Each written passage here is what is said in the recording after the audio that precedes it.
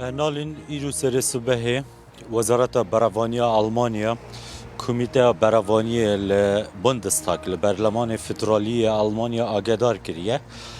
که وزارت براوانی بریاردای هیزن خواه ین مایی دنابرا دو کواناندا ین کل هریم کردستان نه وکشینیدن اف بریاره جبو صدمه که سرکه ودگریده و او جی وکشینا هیزن امریکای لحریما کردستانه هیزن امریکای که سیستم برگیری آسمانی لحولیری هبویه پارزوانیا هیزن نیف دولتی دکر لبنگه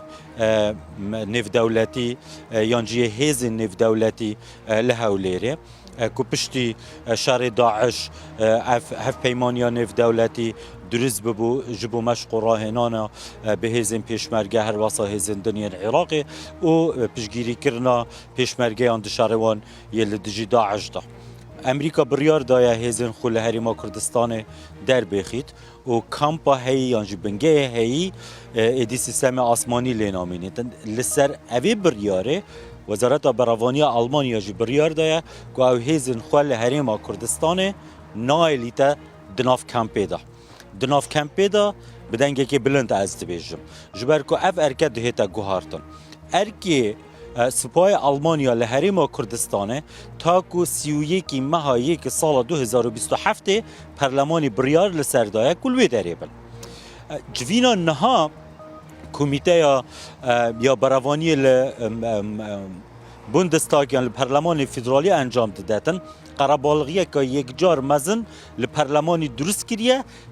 بری که بهم ودانا هاوینه یا پرلمانی دست پی بکتن پارتیا کسک یا آلمانیا جو حکومت خواستیه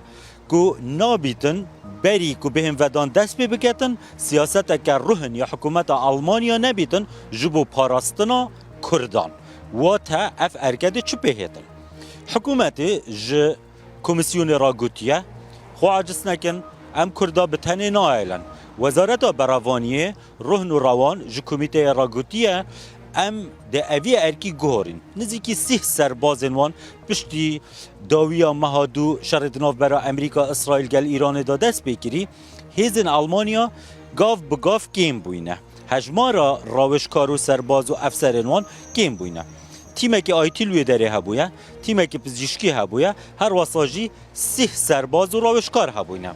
پرانیا وان سرباز و راوشکاران دما در بازبوی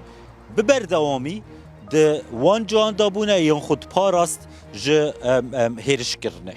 جبر او روشال وی دوری هبوی و هر واساجی او هیرشن ایرانه ینکو دکر نسروا آلمانیا دو بیجیتن مبستا ایرانه نبویه که هیرش بکت سر سپای ما لجبر که سپای امریکا لوی داری بویه و هیرش سر سپای امریکا تا تکرن لو ماجی هیزن مجید مترسیه دابوینه نها چاوایه ارکی سپای آلمانیا لحریم کردستان و عراق بداوی دهیدن لبرانبری ویجی بریاره ارکی ناتو لعراق بداوی بهیدن لگلوی وزارت براوانی جو کمیته براوانی پرلمان فدرالی آلمانیا را گوتیه ام هیزن پیشمرگین حریم کردستان درست بویناوی هیزن پیشمرگین کردستان ام بتنی او کردا بتنی نایلن هیزن خو سپاه خو هجماره که راوشکارن خو ام دی بین قنصلگریا خو یا کل حولیریه و بوی آوایی ام دی پشگیریا کردا بودما بیتن بردوام کن دست خوش